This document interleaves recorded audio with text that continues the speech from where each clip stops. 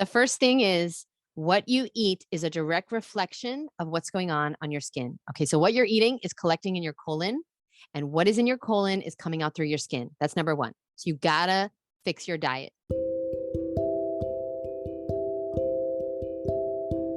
Hello, and welcome to the Evolving with Jessica podcast.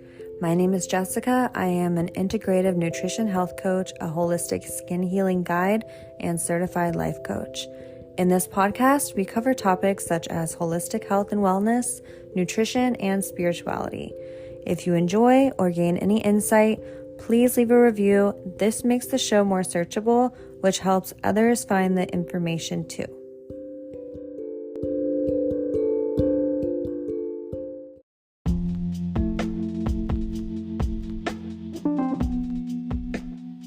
Hello, beautiful, and welcome to part 2 of my interview with Jeannette Donofrio, aka Ms.FitVegan. In this second half, we touch on how to handle cravings, where to start if you want to try a raw vegan diet. Jeannette shares myths and misconceptions that are in the raw vegan world. We talk about when to eat for optimal digestion, key health pillars besides diet, symptoms that Jeannette has healed naturally, dating and having a social life while maintaining your health standards, and we share some holistic skin healing tips. I recommend listening to part 1 first if you have not yet, and then coming back here. Also, be sure to check out the description to find all of Jeannette's social links and also some free healing resources from both of us. And enjoy part 2 of this conversation with Jeannette Donofrio.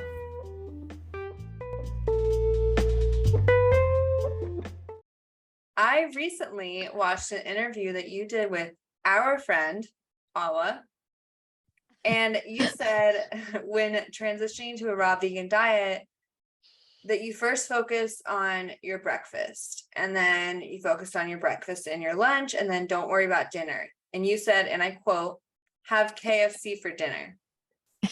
My question Okay. What is your question? Is if you ate raw vegan, if you ate raw vegan all day, then have KFC for dinner, wouldn't that be even worse than simply eating a healthy plant-based diet all the time? Or it sounds like if you just get through the day, then you can binge on anything at night. And wouldn't that make it harder the next day and lead to more cravings? Well, I was being facetious, but I wanted to also note that like a lot of people feel like they're either raw or not raw. So the point that I was trying to drive home was just focus on breakfast for 3 weeks. Don't change anything else. If you eat KFC, then eat KFC. You probably it's not going to be fun in your stomach, like your stomach's going to be very confused. But after a few days, you'll start I think the raw foods is going to like affect you, and you're going to start to be like, you know what? I'm going to lay off the KFC. Honestly, that's what happened with me, but I think it's overwhelming and daunting for people to like just be raw 100% out of nowhere. So I feel like eating a raw breakfast is so easy, making a smoothie, having some fruit. It's so easy, especially because, you're hungry, but like, you don't really need a big meal for breakfast. I mean, I don't know about you, but I was used to eating cereal or Pop-Tarts for breakfast, And so eating a big bowl of grapes or a big smoothie or a watermelon, this really was no big deal to me. It was great. So then I said, do that for 3 weeks and then worry about lunch and then worry about dinner. So it takes 6 weeks for you to transition slowly. Now that depends on your personality, because me and I think Jess are both 0 or 100 people. We're Aries, and we like to jump in. And I mean, I don't know. Am I right on that? Yeah, I would say. Yeah. So we like to jump in, and we're just like leaders. So we're like, we'll go ahead of the pack, and we'll do what everybody wants to do and see if it works, And so that's what I did. I just went raw, and I never looked back. And I didn't have any slip ups, which is a goddamn miracle, which I keep thinking about how I didn't. But I think what happened is that I I changed my environment. Okay. I quit my job and I started working at a health food store where they didn't sell, like, it was a vegan health food store and everything was healthy. So like they didn't sell, like Oreos. They had raw vegan Oreos and I bought them all the time. Everything I wanted, I replaced and I had it, but I had a raw vegan version. So like I never was deprived. And I think a lot of people are doing it wrong because they're depriving themselves. Yeah. So yeah, so I just think that if you want to do it like me, do it like me, but don't try to be just like perfect with the raw thing, eating all fruit. Have the raw vegan Snickers bars and make the raw vegan chocolate chip ice cream. Look up the recipes and yeah, you're going to have to spend a little bit more cuz this stuff is not cheap. It's a luxury to be healthy. Like I'm going to say this forever now, Jess. I love this. This is going to be on my tombstone. Okay, she lived a luxurious, healthy life. But basically, you're gonna have to spend more. Kale chips are more money than Doritos. Yes, but they will satisfy that craving for Doritos. Okay. And then you can make your own, cheese sauces, which I always did because I had cravings, but I said to myself, listen, this is so easy. I convinced myself this is so easy. All I have to do is Google the recipe for a raw vegan version. So yeah, I'm sorry I said to eat KFC. Please don't literally eat KFC. Okay, I would say if you are eating KFC, then maybe refer back to the beginning of this podcast where we go over the foods to avoid and start there. So just start by like eliminating gluten and soy and things like that. And find the alternatives. Like if you want to have spaghetti, find gluten-free noodles and make it yourself, and find some tomato sauce that doesn't have the citric acid and the natural flavorings, and do that. And then maybe dabble in raw vegan and things like that if you want. Yeah. Probably the average person would do that better. I didn't do that. I went straight to raw. Yeah, I went straight to raw. Yeah. Because I was like, I learned the truth. Fuck it. I'm going with the best. I want the best of everything. So I just went with the best. And, spaghetti squash is amazing. I have had that a few times in my life. And I remember just making it. It's just so magical because it literally is pasta. Yeah. It's literally amazing. So highly recommend that. When I said spaghetti, but yeah, that would be. Wait, I heard spaghetti squash. No, like if you want spaghetti, get gluten-free noodles. But then after you've done the gluten-free noodles and you want to go a step further, there you have the spaghetti squash. Like everything that we've made into this like unhealthy like meal, there's actually something from nature that is for that's meant to be the real version. Yeah, I like hanging out with you, Jess, because you remind me that like I gotta meet people where they are. So like, I'm teaching all these people to go raw, but like, I mean, that's a big step for a lot of people. A lot of people, they need to change to gluten-free pasta first, like there's steps. So thank you. 1% of the world is vegan. And so I thought it was 3%. Are you sure? 1.1 is as of yesterday. But yeah, I can't imagine the percentage of the raw vegan world. And yeah, I just like to, I also do need to, remind myself about where people are, because I support baby steps, just because if I know different times that I've just gone taken a 180 and I kick myself afterwards. I definitely fall back. Oh my gosh, I think I have the exact same bowl. I wish I had it in here so I could show you. No. I promise you, I can. We have the same water bottle too. Yes, and I don't have any of that stuff near me. Well, Ben, you're just trying to be like me. You're not actually like me. Actually, I had the water bottle first. But anyway, we'll have that conversation on the podcast about searching for the seeded watermelon. Okay. I miss it.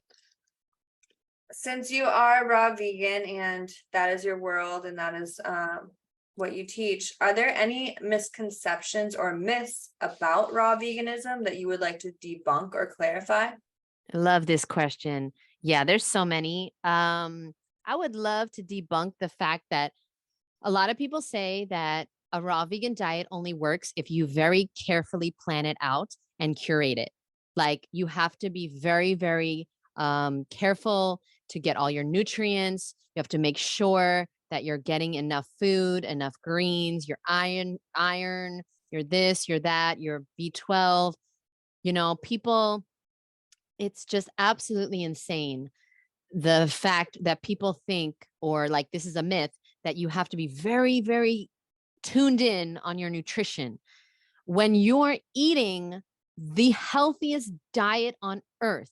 Like all the vitamins, minerals, and nutrients are available, are uncooked, unprocessed, so alive, so vibrant. Okay. And it's like, these are the people, the raw vegans are the people that are supposed to be like super careful about their nutrition. This is insane, where the average person, the only nutrition they're getting is the one piece of iceberg lettuce and the one slice of tomato on a burger. Like that's all their vitamins, minerals, and nutrients. It's all coming from that one slice of tomato and that one slice of lettuce. And it's like, but I'm the person who's supposed to be like really scared and really make sure that I'm getting all my vitamins, minerals, and nutrients, and my, macro and micronutrients, and my protein. And like I let go of the fear a long time ago, Jess. I had to, because I tried every other way.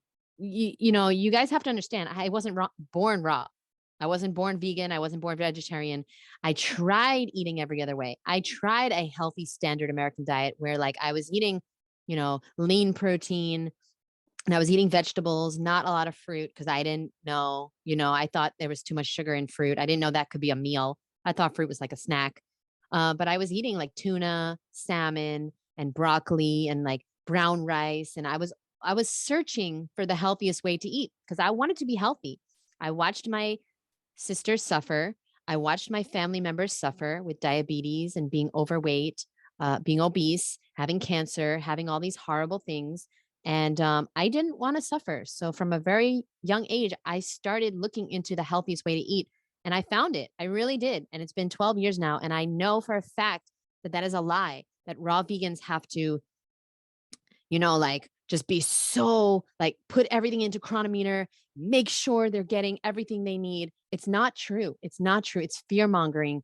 And the only way to not do a raw vegan diet right is to starve yourself. So if you come to the raw vegan diet and you have an eating disorder where you like, you're limiting your food intake, you're counting your calories, you're having, 500 calories a day, you're making sure that you're not eating and, you're not really eating when you're hungry, you're having very, very little food. Yeah, that'll mess up your body. You'll be malnourished, but you can do that on any diet. Okay. So thank you, Jess. That is one myth I really, really want to debunk. So what I'm hearing is you don't need to be overly concerned and stressed out about getting all the nutrients. And also you need to make sure that you eat enough. Yeah. And thank you. That was a good recap. And when I say enough, I mean, when you're hungry, you eat. Okay. When you're full, you stop. Now it's easier said than done to stop when you're full because like I love food, so I can eat always. I can always eat. But like when you're hungry, you eat, and you make sure when you go to bed at night, you're not like starving. If you're really, really hungry at the end of the night and you go to bed hungry, that's how you know you're not doing a raw vegan diet properly. You're not on a diet. You're on a lifestyle. You're eating an abundance of food. You're not eating more than you need. When you're full, you stop eating. You don't need to stuff yourself. I did that for many years. I wasn't healthy. I was bloated. I was eating too much. Now I stop before I'm really, really full. I wait some time. And then if I'm still hungry, I'll eat. But like usually I'm not hungry anymore. The blue zone people, they talk about stopping when you're 80% full. And this is like one of their secrets to health. And it's really true. But I'm not telling anyone to deprive themselves or certainly not starve themselves on a raw vegan diet. And then if you don't do that, if you eat when you're hungry, then you will be successful. And, I always recommend you have something green every day. You don't have to stress about it, but something green, whether it's a green smoothie or a green juice or a salad, something green every day, because it is true that the fruit doesn't have the minerals it used to have. Our soil's depleted, our air, our water is poisoned. So we want to be careful. and we want to have something green every day. You don't have to stress about it. It doesn't have to be an abundant amount, just something green every day. So whether that's some, a smoothie with, a head of kale in there, or a big green salad with a head of romaine, you can choose. But that's how I live my life. And I've done it for 12 years. So I know it works. I'm not deficient in anything. I'm not suffering. I'm not starving. I have a normal body weight. I'm in good health, in really good health. So I love being that person that can say, oh yeah, well, like most people say that I can't be alive right now, but I am. Like, I love being that person that everyone is like, well, there's no way, but there is a way, because I'm here telling you that. And Jess has met me in person, and I literally, this is how I eat. This is how I eat every day for 12 years now.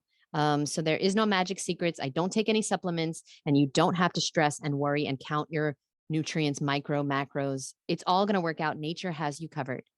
Mm-hmm. Thank you for letting me get that out. Yes, that is true. That is definitely how she eats, and she does not cheat. I know a lot of people out there that are vegan.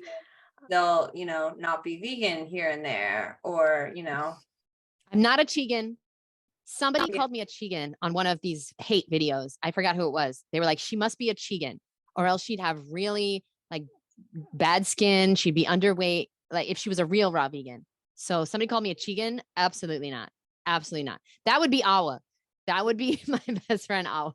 That's an interesting question, though. That brings an interesting question to mind. Why do those people cheat? So if someone decides that they're going to be vegan, but then they see a fish or steak or whatever it is, and they decide to eat that, like, why is that, in your opinion? They're not vegan. As much as there's people I love that they say they're vegan, but you cannot go back. You cannot. I'm telling you right now, a vegan, which stands for a person that no longer sees animals as food. Okay. So it has nothing to do with their character. It's just a vegan does no longer sees animals as food. Plant-based, sure. People can be plant-based, and then sometimes they eat fish or whatever. But a real vegan who's made the connection in their heart, who sees animals as living beings with mothers and fathers and sisters and brothers, who sees them as a soul, who sees them as another being, cannot eat them. What was your question? Let me just rephrase it. They have a vegan diet. Yeah, they're on a plant-based diet. They're not a vegan, because, the word vegan has been thrown around, but like a lot of people are not vegan that say they're vegan, because if you cheat once in a while, you're not vegan, you're plant-based, and that's so fucking healthy. Keep doing it, boo. Keep doing it, because a lot of people are eating McDonald's. You know what I mean? So keep eating your plant-based diet, but you are not vegan. Like, there's a lot of people that say they're vegan, but they're not. And that's okay. That's for them. To me, vegan means like that's never an option. Like that you might crave it. Like, no joke, Jess. I went on a bike ride the other day, and like there was a restaurant here, and like they were making, I don't know, steak or some type of animal product, and it smelled so good. Like, it smelled so good to me. But I don't care what state I'm in. Like, there's absolutely nothing ever on earth that could convince me to eat an animal product. It still smelled good. And, burgers look good, I guess. Like, there's animal products that look good still, but like, I don't see it as food, and I'm not going to ever consume it, because that's part of my ethics and morals now. It's just a light switch goes off that you can't ever, like, it goes on that you can't ever turn off, ever. So yeah, they're not vegan. Going back to the blue zones, that is so interesting that they say 80% full. I didn't realize that, but I'm definitely going to remember that. One thing that they talk about as well is eating your bigger meals earlier in the day, and then eating the smaller meals later in the day, which is How are you? Yeah. Are you doing that now? most days. Yes. Yeah. I feel like you've done that a lot. I feel like I've seen you do that, and I really want to do it, because the way I was taught as a raw vegan, like, it's to like eat a very big, large salad at night.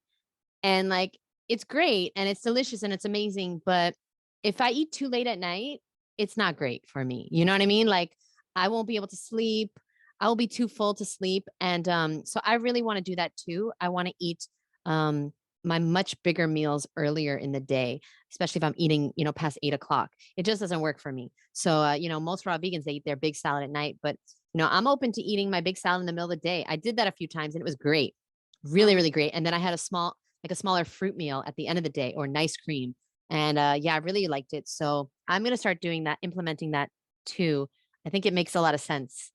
yeah, yeah. I feel so much better when I have my dinner at like 4, 5 o'clock at the latest, because then then I have a much better night's sleep.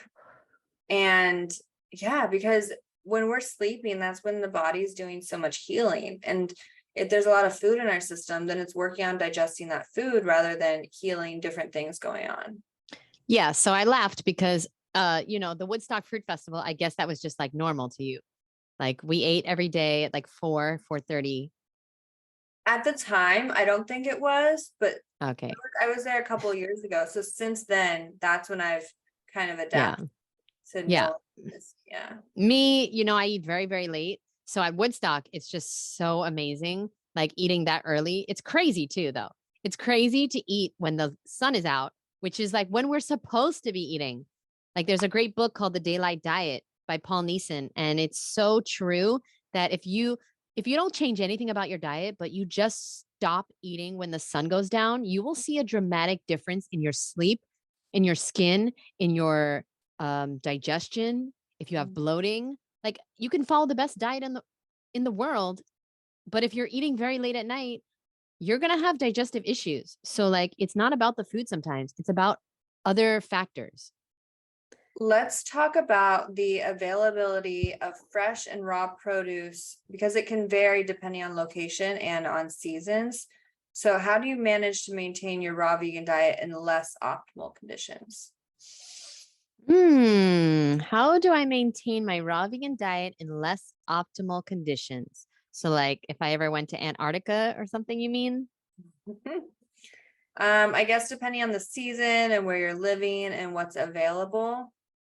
Yeah, being from New York and doing this for 9 years, I know that I can live anywhere and do this. There's always fruit and there's always vegetables. Now, like, am I gonna get like tropical Am I gonna get like locally grown papayas and like star fruit from the tree in New York? No, I'm living the dream here in Miami, but I didn't for 9 years.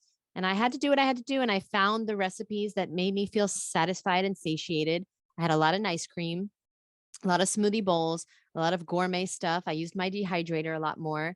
Okay. And kale chips and stuff like that. And, I made it fun and interesting. And I got the tropical fruit when I could. I paid a lot of money in New York. I used to spend a lot on durian and stuff like that. And, you do what you can, you use what you have. It's a lot easier than you think.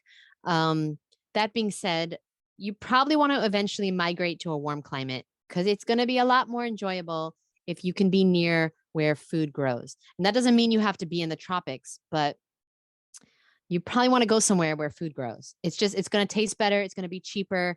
And so that includes like Texas, places in California, obviously here in Florida. Um, there's a lot of food in Georgia, peaches, watermelons. All the watermelons I'm getting are from Georgia. So I think it's too hot here in Florida to grow watermelon because every watermelon I get is from Georgia. So yeah, that's what I would recommend. There's lots of fruit that's grown all over the United States and everywhere, berries and apples and things like that. It's a lot easier than you think. And you always, always, always want to have backup, always, no matter what. Okay. Frozen fruit, frozen vegetables, some things you can make if you don't have anything to eat, some backup things are very important too, especially if you're busy. So yeah, to me, it's not a big deal anymore. In the beginning it was, but now it's just so easy because, I've been doing it for a while. So I see there's fruit everywhere. Mm. Raw veganism extends beyond diet, so often including other aspects like skincare and natural remedies. How do you incorporate these principles into other areas of your life? Yeah. So like we said, I try to live a natural lifestyle in all aspects of my life. So that's like a natural toothpaste, as natural of a shampoo and conditioner as I can. I don't dye my hair anymore. I don't wear face makeup lately, though. I've been wearing some eyeshadow and some lip balm, and getting a natural brand. I like Bare Minerals. So I got a natural brand of, eyeshadow and lip balm. Um, I know there's a lot of other raw vegans that are a lot like more serious about things, So like I have a raw vegan friend who like he will not wear fast fashion like me, things from Forever 21 or H&M. He will only wear like organic hemp or cotton.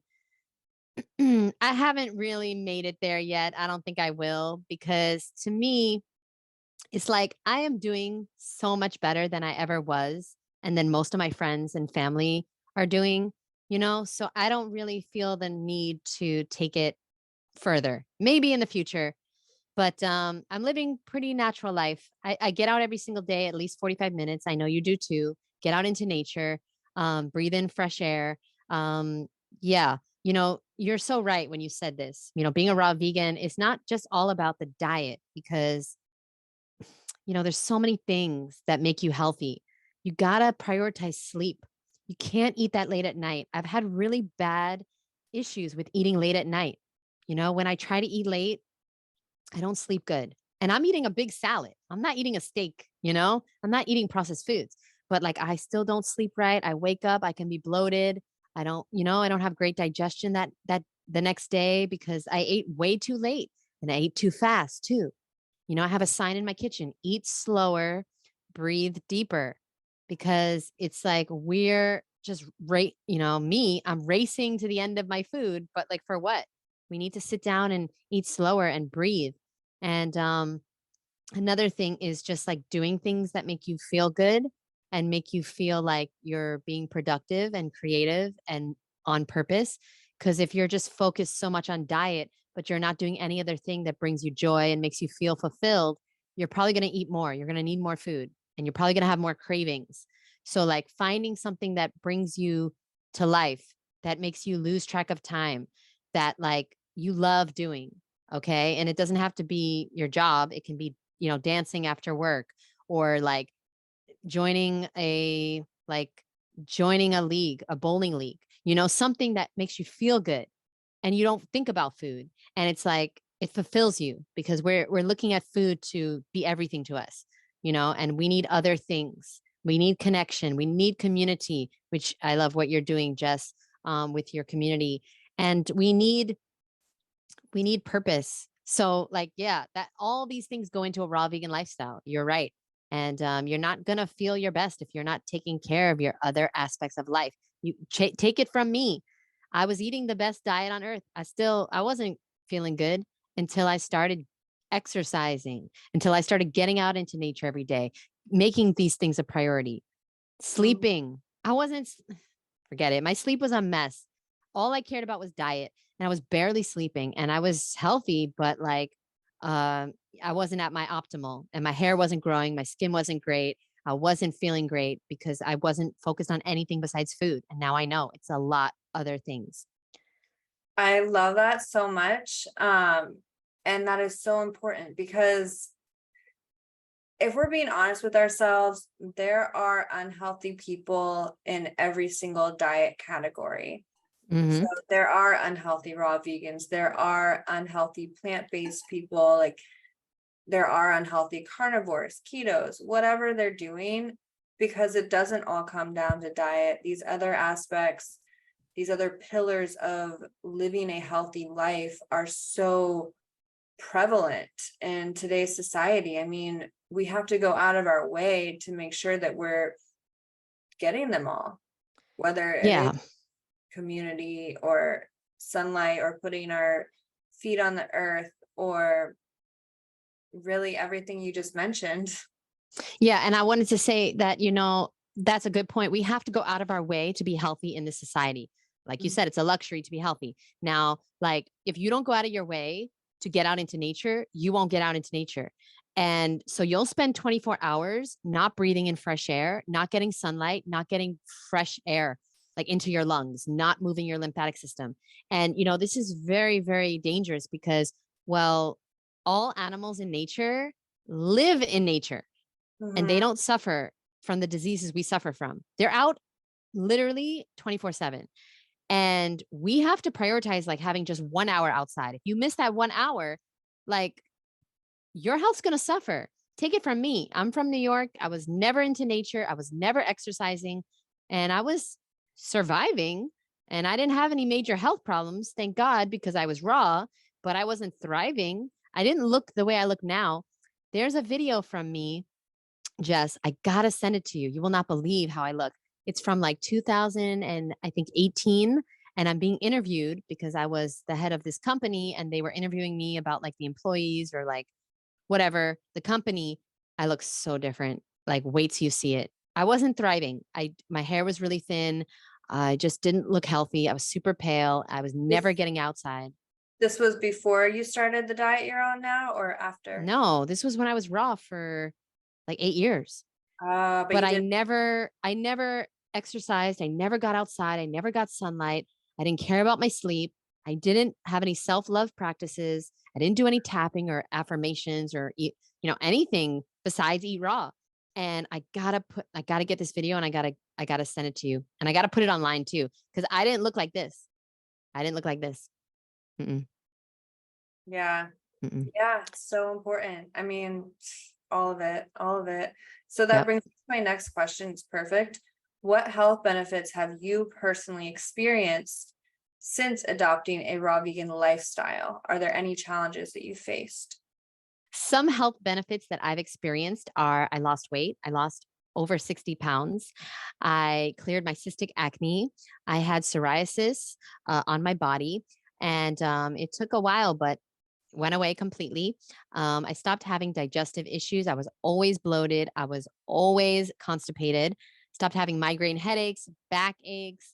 I mean, there's just so many health issues that I forgot about, but those are the main ones. And another thing is that I was constantly sick with bronchitis or pneumonia or the flu. Like every single winter, I would get sick and it would be so bad that I could not even speak and I would have to go get antibiotics. It wouldn't stop until I got antibiotics.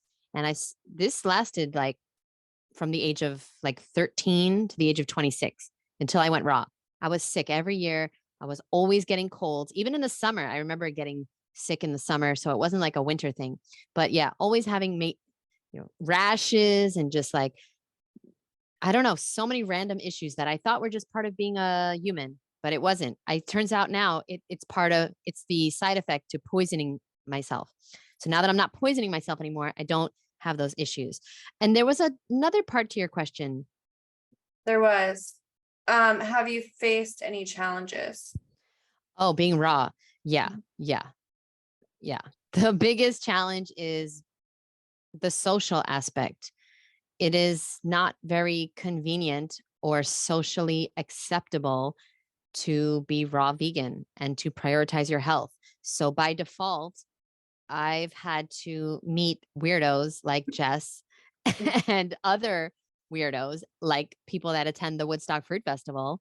I've had to find special beings that like I connect with, that I am compatible with, but also care about their health and prioritize what they eat. And I just did a reel about this because like a lot of people, you make them feel awkward. Like it is possible to live in society and be raw, but like most people, they drink or they smoke or they eat dead animal body parts or they eat processed foods and you don't. And so like that sometimes makes other people feel like they're like you're better than them or like you're snobby or you're stuck up or you're going to say something. Yes, you're reading my mind. What I've noticed is that people, you can feel it from them, whether they say something out loud or not. And sometimes they Hmm. do. They'll explain why they're eating something or why they're doing something just because you're there in the room. Like they feel like criminals, or they feel like they're doing something bad because they know the standards that you hold yourself to, and they think that you're judging them. But really, like, I'm never judging whatever decisions people make. Like, especially with my family or friends, like people in my life who don't make the same choices I do when it comes to their health. Like I love them anyway. Like my love for them isn't based on how healthy they are or what choices they make when it comes to putting food in their body. But I just wish that people weren't so triggered by Yeah, my presence or other people's presence. Yeah. it's like they inherently feel guilty Mhm. because they know, Right. their higher self knows that they're not supposed to be doing that to themselves. And like, I personally judge people on eating dead animal body parts. I can't be around it. I judge people. Like, I'm not like Jessica. I'm not nice. I can't do it. I can't do it because that was a living being. And that's just my truth, you know? And so me and Jeff, we've had conversations about this and they've been hard. But like Jess is a really great person because she's open and honest, and she speaks her truth and I speak my truth, and we have to come to a common ground. But somebody like Awa, my best friend, she will never eat animal products in the house. And now, like, she won't, when we started living together 2 years ago, she stopped eating fast food because she used to like sneak it in the house. But like, it's so fragrant, Jess. Like the chemicals are so fragrant that like she knew I could smell it. And I never said anything, but she felt so guilty and embarrassed that she stopped eating it. So I'm like, I'm happy, I'm happy it happened. But I also, it was vegan and like Impossible Whopper or whatever. And I really didn't judge her for it. If she wants to do that, like do that. No animal had to die for that. And I don't care what you eat. As long as it's vegan, I don't care. It's not going in my body, but I wasn't judging her. But yeah, she felt really judged. And I feel bad for that because I wasn't judging her. But we can't control the way people feel. And it's just an inherent thing. We all know that we were given this body to take care of.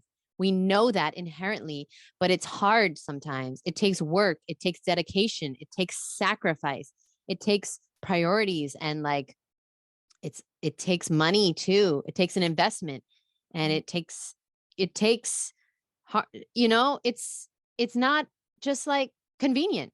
Okay. So I understand that it's not always easy, but it is always possible. And that's the number one challenge I have faced, the social aspect of being raw. It's not easy to date. It's not easy to go to family reunions. I mean, it's possible and I do it, but it's not easy. I don't like to be that weirdo that goes to a restaurant and like can't eat anything. So I bring my food and then you have to take out your food. And then it's not like I do it and I film and stuff, but it's not like fun. I'd rather be like everyone else sometimes, but I can't because I can't. At this point, I literally can't. Like 12 years into being raw, like you can't just eat whatever. Like you have to your body gets used to a certain food.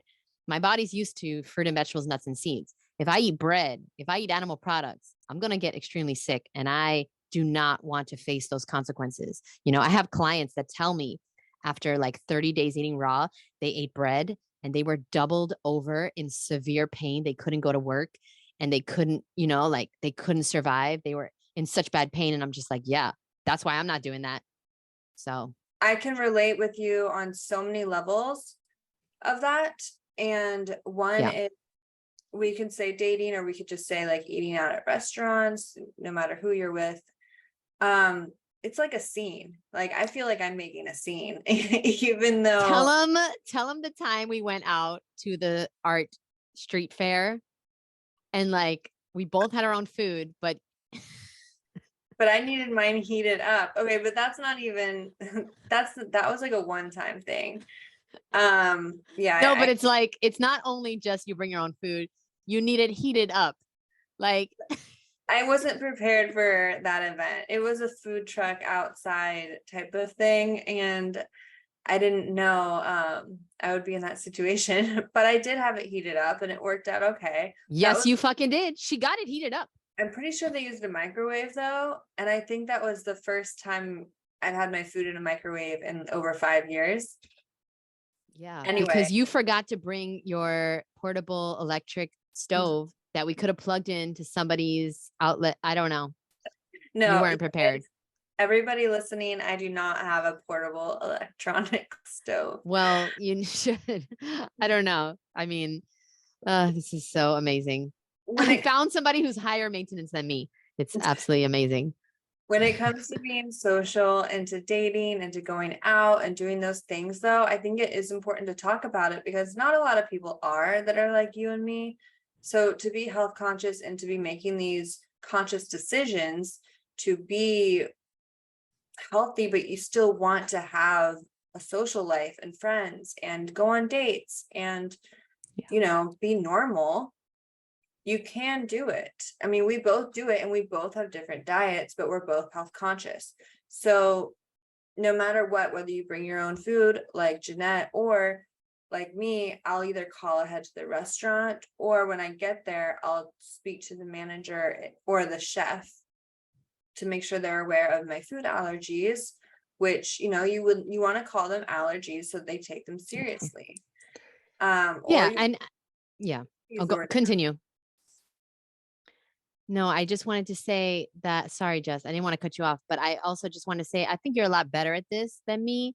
So I would love to hear a podcast from you on eating socially, like, dating and eating the way you eat. You're a lot more experienced than me and better at it. But I would also say you have to lower your standards too. Like many times I had to lower my standards. Like I had to, because I go to a vegan restaurant and there's just like, there's nothing. Replace the word standards with expectations. Yeah. Okay. Let me explain, because there was really no salad. They didn't really have a salad. They had smoothies, but I didn't want a smoothie for dinner. So I got an acai bowl. And this is just an example because, I eat very, very clean. I'm like, okay, so what do you use for the base as the smoothie bowl? And they're like, almond milk. And I was like, oh, is it freshly made? They're like, no, it's almond breeze. And I'm just like, ascorbic acid. Okay. And it's like, there's chemicals in there. I had to lower my standards. So I ate it. Not only that, though, when it comes to the acai bowls, because I've worked in a restaurant that was serving those before. And if you look at the container that they get the acai from, it's not just acai. No, it's usually sugar. There's some type of sugar and a preservative. And I ate half of it and I wasn't super happy about it. But at that point, I felt I had to do it because, I wanted to go on this date and I didn't want to make a big scene. But now, that was a few years ago. Now, I got to say, I'd probably meet them somewhere and I say, you bring something, I'm going to bring something. We're going to have a picnic. That's the best way to do the first date thing, because you're never really going to find healthy restaurant food. It's almost impossible. You can, if you call ahead, if you do your research and, you choose the place, but it's pretty hard. But you do what you can, use what you have, or you do a picnic situation, or you do a date that doesn't involve food. Yeah. That is so much better, like a hiking or yoga class, or, it usually ends up in food though. It usually always ends up, there's always food involved, even if you try to not have food involved, but because everything's around food, everything in our society. I don't know. I like doing a walk for a first date just to feel the but vibe. Then don't they say, okay, let's grab something to eat or grab a drink? I think it's good to set the stage beforehand so that it's very clear that that won't be taking place. And remember that time that the guy brought a pizza to the walk? Wait, there was I think one time somebody brought a pizza, a box with a pizza. That I went on? Yeah, you. We're getting real personal on this episode. Oh, sorry. No, but it was, he thought she was going to eat pizza. Right? I don't know if we didn't talk enough beforehand or if diet definitely did come up because I was surprised that he invited me to come meet him at the pizza place. But yeah, I just said, I don't eat pizza, which that's, anyone listening to this, you can still eat pizza. I don't want to say yes, of course. Can't be healthy and eat pizza. You can totally vegan pizza, guys. But wait, I thought, okay, we'll get off the topic, but I thought somebody showed up, you were going to walk with them and they showed up with a pizza, Is that?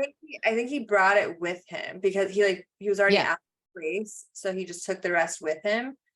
Yeah, we were supposed to just walk on the beach, but I knew before I should, beforehand, or right when you meet someone. So that's why it's good to keep the first date short. And then on a second date, you can cook together.